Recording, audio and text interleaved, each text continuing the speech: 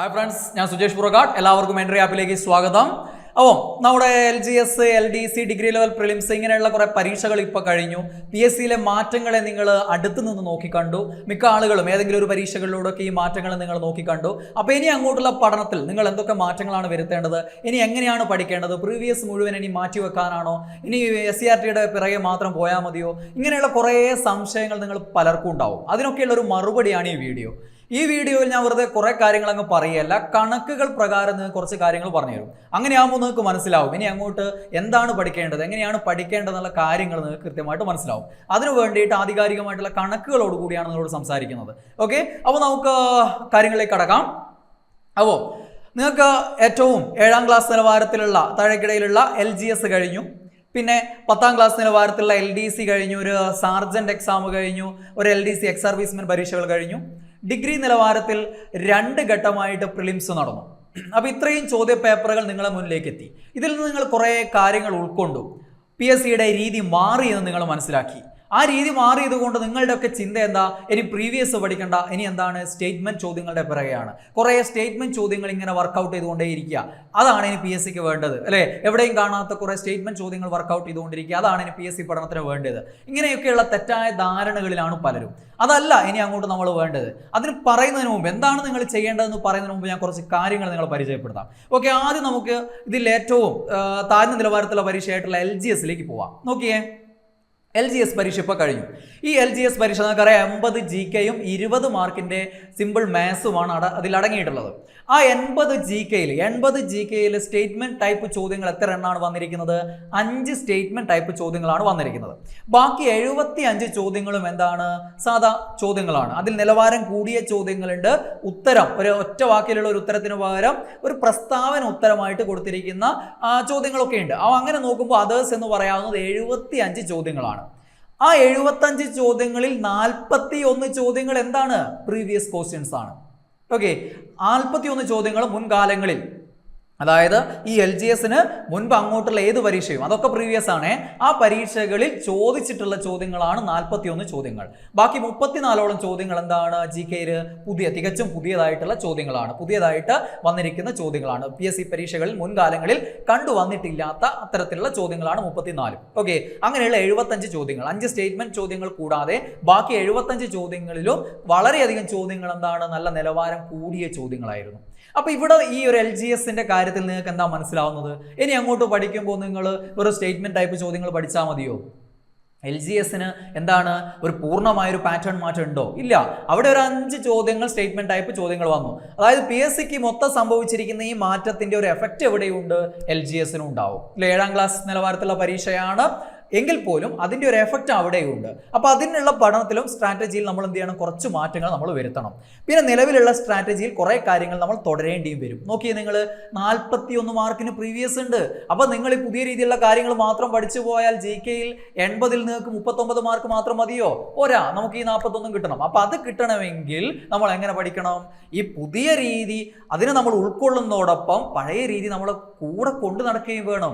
അല്ലാതെ അവിടെ നിന്ന് ഇവിടെ നിന്ന് കേൾക്കുന്ന പോലെ കുറേ പുതിയ ടൈപ്പ് ചോദ്യങ്ങൾ വന്നാൽ ഇനി ഇതാണ് പഠനം, ഇനി അതല്ല ബാക്കിയെല്ലാം കഴിഞ്ഞു എന്നുള്ള രീതി ചിന്തിക്കരുത്. അപ്പോൾ നമുക്ക് എന്ത് വേണം? ഈ ചോദ്യങ്ങളും കിട്ടണം, എല്ലാ ചോദ്യങ്ങളും കിട്ടണം, എങ്കിലേ നമുക്ക് അവിടെ ടോപ്പ് റാങ്കിലേക്ക് എത്താൻ പറ്റുള്ളൂ. അപ്പോൾ അവിടെ ഒരു പഠനത്തിന് എന്തുണ്ട്? ഒരു കാര്യങ്ങൾ ശ്രദ്ധിക്കേണ്ടതുണ്ട്. അവിടെ മുൻകാലങ്ങളിലെ ചോദ്യങ്ങൾ പഠിക്കണം, അല്ലേ? പിന്നെയോ SCRT, ഇപ്പോൾ LGS ആണെങ്കിൽ 7ാം ക്ലാസ് നിലവാരത്തിലുള്ള പരീക്ഷയാണെങ്കിലും 10ാം ക്ലാസ് നിലവാരത്തിൽ വരെയുള്ള SCRT പാഠപുസ്തകങ്ങൾ കൃത്യമായിട്ട് പഠിക്കണം. അതിൽ നമുക്ക് ആവശ്യമായിട്ടുള്ള സിലബസിൽ ആവശ്യമായിട്ടുള്ള അതിൻ്റെ 10th ലെവൽ പ്രിലിംസിലാണല്ലോ LGS പെടുക, പിന്നെ മെയിൻസ് വേറെയും. അപ്പോൾ അങ്ങനെ നോക്കുമ്പോൾ അതിനാവശ്യമായിട്ടുള്ള സിലബസിലുള്ള SCRT ചാപ്റ്ററുകൾ ഏതൊക്കെയാണെന്ന് വെച്ചാൽ അതൊക്കെ കൃത്യമായിട്ട് പഠിക്കണം. അത് ഓരോന്നും പഠിക്കേണ്ടത് എങ്ങനെയാണെന്നുള്ളത് കോമൺ ആണ്. അത് LGSനായാലും LDCക്കായാലും ഡിഗ്രി ലെവലിനായാലും ഓരോ കാര്യങ്ങൾ നമ്മൾ പഠിക്കേണ്ടത് എങ്ങനെയാണെന്നുള്ള കോമൺ ആണ്. ഞാൻ ലാസ്റ്റ് പറയാം. DSOE മെത്തേഡ് എന്ന് പറയും, അത് നമുക്ക് ലാസ്റ്റ് പറയാം. ഓക്കെ, അപ്പം ഈ രീതിയിലാണ് ഇതിൻ്റെ ഒരു മാർക്ക് വിഭജനം കിടക്കുന്ന GKയുടെ കാര്യത്തിൽ.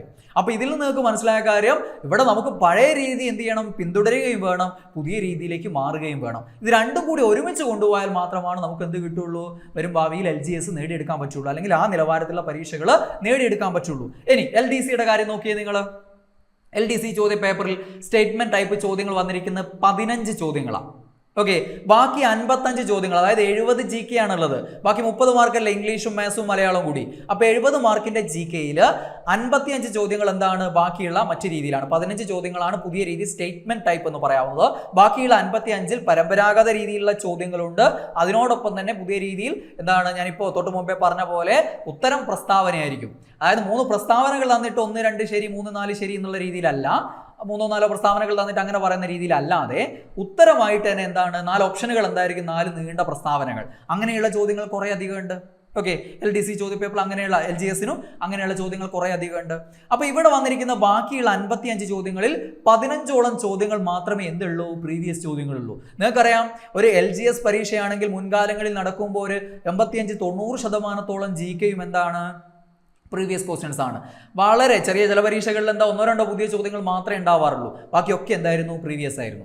LDC പരീക്ഷയാണെങ്കിൽ ആ ശതമാനം ഒരു 90-ലേക്കൊന്നും വന്നില്ലെങ്കിലും ഒരു 70, 75, 80% വരെ GK-യുടെ 80% വരെയൊക്കെ എന്തായിരുന്നു, പ്രീവിയസ് ആയിരുന്നു. ആ സ്ഥിതി മാറി. ഇപ്പോൾ എത്രയിലേക്ക് ഒതുങ്ങി, വെറും ഒരു പ്രീവിയസ് ഒരു 15 ചോദ്യങ്ങളിലേക്ക് ഒതുങ്ങി. അതായത് 70-ൽ 15 ചോദ്യങ്ങൾ മാത്രമാണ് അവിടെ പ്രീവിയസ് ചോദ്യങ്ങൾ വന്നിട്ടുള്ളത്. ബാക്കി 40 ചോദ്യങ്ങൾ എന്താണ്, പുതിയ രീതിയിലുള്ള കുറച്ച് സ്റ്റാൻഡേർഡ് കൂടിയ ചോദ്യങ്ങളാണ്, പുതിയ ചോദ്യങ്ങളാണ്. PSC പരീക്ഷയിൽ അടുത്ത കാലത്തൊന്നും ഇതുവരെ വന്നിട്ടില്ലാത്ത രീതിയിലുള്ള പുതിയ ചോദ്യങ്ങളാണ്. അതിൽ എളുപ്പമുള്ളതുണ്ട്, കടുപ്പമുള്ളതുണ്ട്, അതൊക്കെ ഓക്കെ.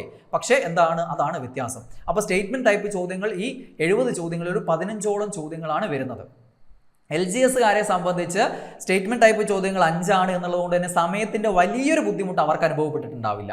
മാത്സ് ഒക്കെ അത്യാവശ്യം അറിയുന്ന ഒരു ആവറേജുകാരന് എന്ത് ചെയ്യില്ല, അധികം ബുദ്ധിമുട്ടില്ല. മാത്സ് വളരെ ബുദ്ധിമുട്ടുള്ള ആളുകൾക്ക് സമയത്തിന്റെ ഒരു പ്രശ്നം വന്നിട്ടുണ്ടാവുള്ളൂ.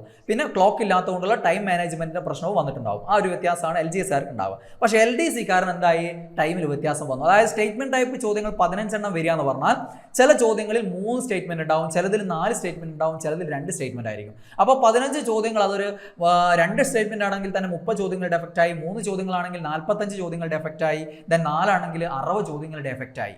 അപ്പോൾ എന്താണ്, കൂടുതൽ എണ്ണം ചോദ്യങ്ങൾ കുറഞ്ഞ സമയത്തിൽ എന്ത് ചെയ്യാൻ വേണ്ടി വരും, അറ്റൻഡ് ചെയ്യേണ്ടി വരും. അപ്പോൾ അതിനുള്ള ടൈം മാനേജ്മെന്റ് വേണം. നമ്മുടെ പഠനത്തിൽ എന്ത് ചെയ്യണം, ആ കാര്യങ്ങൾ പലതും ശ്രദ്ധിക്കേണ്ടി വരും അല്ലേ. മാത്സിൻ്റെ സ്പീഡ് കൂട്ടേണ്ടി വരും.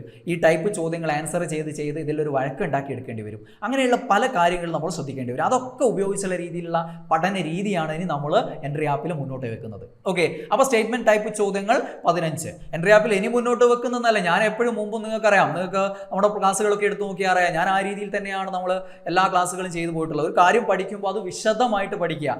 ഓർമ്മയുണ്ടാവും ചിലവ്, പണ്ടേ പഴയ ബാച്ചിലൊക്കെ ഉള്ള ആളുകൾക്കറിയാം. നിങ്ങൾക്ക് പ്രിലിംസിൻ്റെ ക്ലാസ്സിൽ ഞാൻ ചില ക്ലാസ്സുകൾ എടുത്തപ്പോൾ ആളുകൾ താഴെ കമൻ്റ് ഉണ്ടായിരുന്നു, സാർ എന്തിനാ ഇത്രയും ഡീപ്പായിട്ട് 10ാം ക്ലാസ് നിലവാരത്തിലുള്ള പരീക്ഷ, ഞങ്ങൾ 7ാം ക്ലാസ് യോഗ്യതയുള്ള LGS-കാരും ഇതിൻ്റെ കൂടെ ഉണ്ട്, ഇത്രയും ഡീപ്പായിട്ടൊക്കെ പഠിക്കണോ എന്നൊക്കെ ചോദിച്ച് എത്രയോ ആളുകളുണ്ട്. അപ്പോഴും ഞാൻ നിങ്ങളോട് ഓരോ ക്ലാസ്സിൽ ഞാൻ നിങ്ങളോട് പറഞ്ഞത്, എടുക്കുന്ന ഒരു ക്ലാസ് ഈ ഒരു ടോപ്പിക് എന്ന് പറയുന്നത് നിങ്ങൾക്ക് പ്രിലിംസിനായാലും മെയിൻസിനായാലും ഇത് മതിയാവും. ആ രീതിയിലാണ് ഞാൻ അന്നേ ചെയ്തിട്ടുള്ളത്. അപ്പോൾ നിങ്ങൾക്ക് അത് നോക്കിയാൽ അറിയാം. ഓക്കെ, അപ്പോൾ ഇതാണ് LDC-ലെ കാര്യം. അപ്പോൾ സ്റ്റേറ്റ്മെന്റ് ടൈപ്പ് ചോദ്യങ്ങൾ 15 ചോദ്യങ്ങൾ ഈ രീതിയിലാണ് വന്നിരിക്കുന്നത്. 15 എന്ന് പറഞ്ഞാൽ കൃത്യമായ സംഖ്യ എപ്പോഴും അങ്ങനെ ആവണമെന്നില്ല, ഒരു വേരിയേഷൻ ഉണ്ടാവും. 15, 20, 14, 13 ആ ഒരു റേഞ്ചിൽ ഇങ്ങനെ കിടക്കും. അതാണ് ഒരു വ്യത്യാസം. ഓക്കെ, അപ്പോൾ ഇതാണ് LDC-യിലുള്ള സ്ഥിതി. ഇനി നമുക്ക് ഡിഗ്രി ലെവലിലേക്ക് പോയി നോക്കാം. ഓക്കെ, LDC എന്ന് പറയുമ്പോൾ ആ 10ാം ക്ലാസ് നിലവാരത്തിലുള്ള മറ്റു പരീക്ഷകൾ, ഇനി വരാൻ പോകുന്ന VFA, ബീവറേജ് LDC, അതിൻ്റെ ഒക്കെ സ്ഥിതി ഈ രീതിയിലാണ് ഉണ്ടാവുക. ഇനി ഡിഗ്രി പ്രിലിംസിന്റെ കാര്യം. ഓക്കെ, ഡിഗ്രി പ്രിലിംസിന്റെ കാര്യം എടുത്ത് നോക്കിയേ. സ്റ്റേറ്റ്മെന്റ് ടൈപ്പ് ചോദ്യങ്ങൾ 1ാം ഘട്ടത്തിൽ 19 ചോദ്യങ്ങൾ സ്റ്റേറ്റ്മെന്റ് ടൈപ്പ് ചോദ്യങ്ങൾ വന്നു. 50-ൽ 19 എണ്ണം സ്റ്റേറ്റ്മെന്റ്. അതെ, 2ാം ഘട്ടത്തിൽ 50 GK-യിൽ 12 എണ്ണമാണ് സ്റ്റേറ്റ്മെന്റ് വന്നത്. അപ്പോൾ 1ാം ഘട്ടത്തിൽ 19, 12, 31 ചോദ്യങ്ങൾ 2 ഘട്ടവും കൂടെ 100 മാർക്കിന്റെ 50 GK-യിൽ 100 മാർക്കിൽ 31 ചോദ്യങ്ങൾ എന്തായിരുന്നു, സ്റ്റേറ്റ്മെന്റ് ടൈപ്പ് ആയിരുന്നു. ദെൻ അതേഴ്സ് നോക്കുകയാണെങ്കിൽ ബാക്കി എത്ര ഉണ്ടാവും, 69 ചോദ്യങ്ങളുണ്ട്. അതിൽ വെറും 12 ചോദ്യങ്ങൾ മാത്രമാണ്, ഈ 69 ചോദ്യങ്ങളിൽ വെറും 12 ചോദ്യങ്ങൾ മാത്രമാണ് എന്തുണ്ടായിരുന്നുള്ളൂ, പ്രീവിയസ് മുൻകാലങ്ങളിൽ പരീക്ഷയിൽ വന്നത് എന്ന് പറയാവുന്ന ചോദ്യങ്ങൾ വെറും 12 ചോദ്യങ്ങൾ മാത്രമാണ്. 57 ചോദ്യങ്ങളും എന്താണ്, പുതിയ ചോദ്യങ്ങളാണ്. അപ്പോൾ ഡിഗ്രി ലെവൽ എന്ന് പറയുമ്പോൾ അവിടെ നല്ലൊരു മാറ്റമുണ്ട് അല്ലേ. അതായത് പ്രീവിയസ് പഠനം ഒരു പരിധി വരെ എന്ത് ചെയ്യില്ല, അവിടെ നിങ്ങളെ സഹായിക്കില്ല, ചെറിയൊരു സഹായം ചെയ്യുള്ളൂ. ഒരു തുടക്കക്കാരന് വേണമെങ്കിൽ ഒരു ഐഡിയ ഉണ്ടാക്കാൻ മാത്രമേ പ്രീവിയസ് ചോദ്യങ്ങൾ കൊണ്ട് സാധിക്കുകയുള്ളൂ. കാര്യമായൊരു മാർക്ക് നേടിത്തരാൻ സാധിക്കില്ല. പക്ഷേ LGS-ലും LDC പോലെയുള്ള ഡിഗ്രി ആ ലെവൽ എന്താണ് 10th ലെവൽ പരീക്ഷകളിലും പ്രീവിയസിനും എന്തുണ്ട്, ഇനിയും പ്രാധാന്യമുണ്ട്. കാരണം അവിടെയും ഒരു ബഹുഭൂരിഭാഗം ചോദ്യങ്ങൾ എവിടെ കിടക്കുന്നുണ്ട്, പ്രീവിയസിൽ കിടക്കുന്നുണ്ട്. അപ്പോൾ അത്രയും ചോദ്യങ്ങൾ ആ മാർക്കുകളും കൂടി കിട്ടിയാലേ നമുക്ക് എന്ത് ചെയ്യാൻ പറ്റുള്ളൂ, ടോപ്പ് റാങ്കിലേക്ക് പോകാൻ പറ്റുള്ളൂ. ഓക്കെ, അപ്പോൾ ഡിഗ്രി പ്രിലിംസിന്റെ സ്ഥിതി ഇതാണ്. പ്രീവിയസ് എന്നുള്ളത് വളരെ കുറവാണ്. അപ്പോൾ ഇത് മൂന്നിൻ്റെയും കാര്യം നമ്മൾ പറഞ്ഞു. പ്ലസ് ടുവിൻ്റെ കാര്യം ഞാൻ ഇതിൽ പെടുത്തിയിട്ടില്ല, കാരണം പ്ലസ് ടു മെയിൻസ് എക്സാം നടന്നിട്ടില്ല. പ്ലസ് ടു പ്രിലിംസ് മുമ്പേ നടന്നതാണ്, ആ സമയത്ത് ഈ മാറ്റം വന്നിട്ടില്ല. അപ്പം പ്ലസ് ടു മെയിൻസ് വരുമ്പോൾ നിങ്ങൾക്ക് ഈ മാറ്റം മനസ്സിലാവും. അവിടെയും എന്താണ് ഉണ്ടാവുക, ഈ 10th ലെവലിൻ്റെയും ഈ ഡിഗ്രി ലെവലിൻ്റെ ഇടയിലുള്ള ഒരു സംഭവമാണ് ഉണ്ടാവുക. അതായത് 10th ലെവൽ പ്രിലിംസ്, അതായത് 10th ലെവൽ മെയിൻസ്, അതായത് LDC പരീക്ഷകളിൽ നടന്ന പോലെ ഒരു 15 ചോദ്യങ്ങളാണ് അവിടെ വന്നതെങ്കിൽ ഇവിടെ 19-20 പോയി. അപ്പോൾ ആ ഒരു റേഞ്ചിലാണ് ഉണ്ടാവുക. ഇതിനിടയിൽ അതായത് ഒരു 15 മുതൽ 20 വരെയുള്ള ചോദ്യങ്ങളൊക്കെ ഈ സ്റ്റേറ്റ്മെന്റ് ടൈപ്പ് ചോദ്യങ്ങൾ എന്തിനുണ്ടാവും, ഈ പ്ലസ് ടു മെയിൻസിനും ഉണ്ടാവും. അപ്പോൾ ആ രീതിയിലായിരിക്കും പ്ലസ് ടു മെയിൻസിൻ്റെ സ്ഥിതി ഉണ്ടാവുക. അപ്പോൾ ഇതാണ് ഇതിനെക്കുറിച്ചുള്ള ഒരു പൊതുവായൊരു അവലോകനം എന്ന് പറയുന്നത്. ചോദ്യങ്ങളുടെ ഒരു ഘടന എന്ന് പറയുന്നത് ഇങ്ങനെയാണ്. അപ്പോൾ ഇതിൽ നിങ്ങൾക്ക് മനസ്സിലായത് പ്രീവിയസിൻ്റെ പ്രാധാന്യം LDCക്കും LGSനും ഇനിയും നിലനിൽക്കുന്നുണ്ട്. അവിടെയും നമ്മൾ ഇത്തരം ചോദ്യങ്ങൾ പഠിക്കേണ്ടി വരും. അടിത്തറയിടേണ്ടത് ഇത്തരം ചോദ്യങ്ങളിലൂടെ തന്നെയാണ്. ഇതൊക്കെ പഠിച്ചാൽ മാത്രമേ നമുക്ക് മുഴുവൻ മാർക്കുകളും നേടിയെടുക്കാൻ പറ്റുള്ളൂ. പക്ഷേ ഡിഗ്രി ലെവലിന് അല്ലേ പഠിച്ചു തുടങ്ങുമ്പോൾ പ്രീവിയസ് പഠിച്ചു തുടങ്ങണം എന്നുള്ള ആ ഒരു നിബന്ധന ഇനി ഇല്ല. കാരണം വളരെ തുച്ഛമായ ചോദ്യങ്ങൾ, വെറും 12 ചോദ്യങ്ങൾ, അതായത് 6 അല്ലേ, വെറും 6 ചോദ്യങ്ങൾ മാത്രമാണ്. അതിനു വേണ്ടിയിട്ട് വർഷങ്ങളോളമുള്ള പ്രീവിയസ് ആദ്യം തന്നെ പഠിച്ചെടുക്കുന്നതിൽ വലിയ കാര്യമില്ല. പക്ഷേ ഐഡിയ ഇല്ലാത്ത ഒരാളാണെങ്കിൽ അത് പഠിക്കാം. പക്ഷെ എന്താണ്, കൂടുതൽ സമയം മെനക്കെടുത്താതെ അത് പഠിച്ചിട്ട് നമ്മൾ എന്ത് ചെയ്യേണ്ടി വരും, പുതിയ കാര്യങ്ങളിലേക്ക് കടക്കേണ്ടി വരും. ഇനി പഠിക്കേണ്ടത് എന്ത് എന്നുള്ളതാണ്. LGS അല്ലേ, LDC, ഡിഗ്രി ലെവൽ, ഈ 3 ഘട്ടങ്ങൾ അല്ലെങ്കിൽ 3 എന്താ പറയുക ലെവലിലുള്ള പരീക്ഷകളാണ്. അപ്പോൾ അതിനു വേണ്ടി നോക്കുമ്പോൾ LGS 7th സ്റ്റാൻഡേർഡ് ആണ്. അപ്പോൾ 7th സ്റ്റാൻഡേർഡ് വരെയുള്ളത് മാത്രം മതി എന്ന് ചിന്തിക്കുന്നതിൽ കാര്യമില്ല. 8ലും 9ലും 10ലൊക്കെയുള്ള ചോദ്യങ്ങൾ ഈ പരീക്ഷയിൽ വന്നിട്ടുണ്ട്. അപ്പോൾ 10ാം ക്ലാസ് വരെയുള്ള SCERT പാഠപുസ്തകങ്ങൾ LGSകാരെ സംബന്ധിച്ചും LDCക്കാരെ സംബന്ധിച്ചും വളരെ ഇമ്പോർട്ടൻ്റ് ആണ്. അപ്പോൾ അതിൽ നിങ്ങളുടെ സിലബസിൽ ഉൾക്കൊള്ളുന്ന ഭാഗങ്ങൾ മുഴുവൻ, ഞാൻ LGS LDC എന്ന് പറയുന്നത് LGS പോലെ 7ാം തരത്തിലുള്ള എല്ലാ പരീക്ഷകൾക്കും ബാധകമാണ്. ഫീൽഡ് വർക്കർ, പ്യൂൺ, വാച്ച്മാൻ, അങ്ങനെ ഏത് തസ്തികൾക്കും ബാധകമാണ്. LDC എന്ന് പറയുന്നത് VFA പോലെയുള്ള VUN ഉണ്ടാവില്ല, അങ്ങനെയുള്ള മറ്റു പരീക്ഷകൾക്കൊക്കെ ബാധകമാണ്. ആ രീതിയിലാണ് ബാധകം ഉദ്ദേശിക്കുന്നത് കേട്ടോ. ഡിഗ്രി ലെവൽ എന്ന് പറയുമ്പോൾ അത്തരത്തിലുള്ള എല്ലാ പരീക്ഷകൾക്കും ബാധകമാണ്. അപ്പം എന്താണ്, ഈ 7ാം ക്ലാസ്സും അതേപോലെ LDCക്കും എന്ത് ചെയ്യേണ്ടി വരും, ഇതിന് നോക്കുന്നവർ എന്ത് ചെയ്യേണ്ടി വരും, 10ാം ക്ലാസ് വരെയുള്ള SCERT പാഠപുസ്തകങ്ങൾ കൃത്യമായിട്ട് വായിക്കണം. അപ്പോൾ റാങ്ക് ഫയൽ വേണ്ടേ, ഇനി റാങ്ക് ഫയൽ വേണം, ക്ലാസ്സുകൾ വേണ്ടേ, ക്ലാസ്സുകൾ വേണം. ഇതൊക്കെ കൃത്യമായിട്ടുണ്ടെങ്കിൽ നമുക്ക് മുന്നേറാൻ പറ്റുള്ളൂ. കാരണം സിലബസിലുള്ള എല്ലാ സാധനങ്ങളും, ഇപ്പോൾ LDCയുടെയും LGSൻ്റെയും സിലബസിലുള്ള എല്ലാ സാധനങ്ങളും SCERT പാഠപുസ്തകത്തിലില്ല. SCERT പാഠപുസ്തകത്തിൽ ഇല്ലാത്ത കുറേ ചോദ്യങ്ങൾ കടന്നു വന്നിട്ടുണ്ട്. ഇത് നിങ്ങൾ പരമ്പരാഗതമായിട്ട് പഠിച്ചു. അതുകൊണ്ട് തന്നെയാണ് പ്രീവിയസ് അത്ര കിടക്കുന്നത്. LDCക്കും LGSനും പ്രീവിയസ് കിടക്കുന്ന അത്രയും കൂടുതൽ കിടക്കാനുള്ള കാരണവും ഇത് തന്നെയാണ്. അപ്പോൾ അവിടെയും നമ്മൾ എന്ത് ചെയ്യണം, അതിനെയും ആശ്രയിക്കണം. ആ രീതിയിലുള്ള റാങ്ക് ഫയലിൻ്റെ ആശ്രയവും നമുക്ക് വേണ്ടി വരും. അല്ലെങ്കിൽ നിങ്ങൾ ആ രീതിയിലുള്ള ക്ലാസ്സുകളും കാണേണ്ടി വരും. അപ്പോൾ അവിടെ ഒന്നിനെയും ഒഴിവാക്കിയിട്ടല്ല നമ്മൾ പഠിക്കേണ്ടത്, പുതിയ രീതിയിലേക്ക് മാറി നിന്നുകൊണ്ട് പഠിക്കണം. അങ്ങനെ പഠിക്കുമ്പോൾ നമുക്കെല്ലാം കിട്ടും എന്നുള്ള രീതിയിൽ പോകാൻ പറ്റും. ഓക്കെ, ഇനി ഡിഗ്രി ലെവലിൻ്റെ കാര്യം. ഡിഗ്രി ലെവലിൻ്റെ കാര്യമാകുമ്പോൾ എന്താണ്, ഇനി ഡിഗ്രി ലെവൽ പ്രിലിംസ് ഇങ്ങനെയാണെങ്കിൽ മെയിൻസ് എന്തായിരിക്കും, കുറച്ചുകൂടെ ലെവൽ കൂടുതലായിരിക്കും. ചിലപ്പോൾ ഏതെങ്കിലും ഒന്നുകിൽ ഗസറ്റഡ് തസ്തികകൾക്കെങ്കിലും ചിലപ്പോൾ ഉണ്ടാവാം, മെയിൻ എക്സാം ഡിസ്ക്രിപ്റ്റീവ് ആവാനുള്ള ചെറിയ സാധ്യതയുണ്ട്. കാരണം KS നടത്തി വിജയിച്ചത് കൊണ്ട് അങ്ങനെ നടത്താം. പക്ഷെ ചിലവ് വളരെ കൂടുതലാണ് എന്നുള്ളതുകൊണ്ട് PSC ചിലപ്പോൾ പിന്നോട്ട് പോയേക്കാം. പക്ഷെ എന്താണ് തീരുമാനം വരുന്നത് നമുക്കറിയില്ല. പക്ഷെ നമ്മളെ പഠനം ആ രീതിയിലായിരിക്കണം. ഡിഗ്രി മെയിൻസിന് വേണ്ടിയിട്ടുള്ള പഠനം എപ്പോഴും നിങ്ങൾ ഒരു ഡിസ്ക്രിപ്റ്റീവ് എക്സാം മുന്നേ കണ്ടുകൊണ്ടായിരിക്കണം പഠിക്കേണ്ടത്. അല്ലാതെ അവസാന ഘട്ടത്തിൽ അതാണെന്ന് അറിഞ്ഞു കഴിഞ്ഞാൽ നിങ്ങൾക്ക് പഠനം മാറ്റാൻ പറ്റില്ല.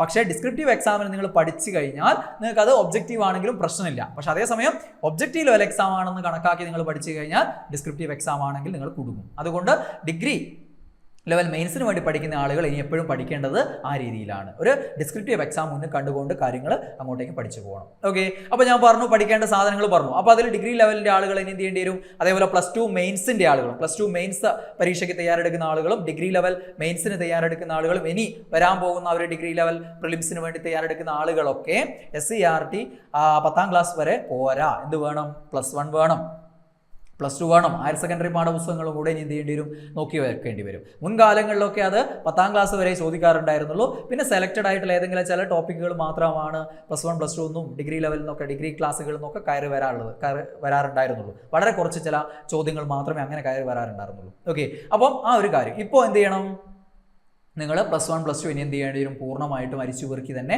SCERT തീർക്കേണ്ടി വരും. ഡിഗ്രി ലെവൽ ഡിഗ്രി ക്ലാസ്സുകളിൽ നിന്നും ചില കാര്യങ്ങളൊക്കെ നിങ്ങൾ ചില ടോപ്പിക്കുകളൊക്കെ നിങ്ങൾ എന്ത് ചെയ്യേണ്ടി വരും, പഠിക്കേണ്ടി വരും. എങ്കിലേ എന്ത് ചെയ്യാൻ പറ്റുള്ളൂ, ഡിഗ്രി ലെവൽ പരീക്ഷകളുടെ മെയിൻസിലൊക്കെ നല്ലൊരു പ്രകടനം നമുക്ക് കാഴ്ചവെക്കാൻ പറ്റുള്ളൂ. അപ്പോൾ അതൊക്കെ ഉൾക്കൊണ്ടുകൊണ്ടുള്ള ഒരു പഠന രീതിയാണ് നമ്മളിനി മുന്നോട്ട് വെക്കേണ്ടത്. ഓക്കെ, ഇതാണ് ഞാൻ നിങ്ങളോട് 1.5 കൊല്ലം മുന്നേ പറഞ്ഞിട്ടുള്ള DSOE മെത്തേഡ് എന്ന് പറയുന്നത്, descriptive level study four objective level exam. അന്ന് എല്ലാവരും അതിനെ എഴുതി തള്ളി. PSCയിൽ ഇങ്ങനെയുള്ള മാറ്റങ്ങളൊന്നും വരില്ല, PSC അല്ലേ ഇങ്ങനെയൊക്കെ തന്നെ അങ്ങ് പോവും എന്ന് പറഞ്ഞു. പക്ഷേ എന്താണ്, മാറ്റങ്ങൾ വന്നു. Descriptive level study four objective level exam. Exam എന്താണ്, ഒബ്ജക്റ്റീവ് ടൈപ്പാണ്. പക്ഷെ എന്താണ്, നമ്മൾ പഠിക്കേണ്ടത് എങ്ങനെയായിരിക്കണം, ഡിസ്ക്രിപ്റ്റീവ് ലെവലാണ്. അതായത് ഒരു ടോപ്പിക്ക് പഠിക്കുമ്പോൾ വിശദമായിട്ട് അത് മുഴുവൻ പഠിക്കണം.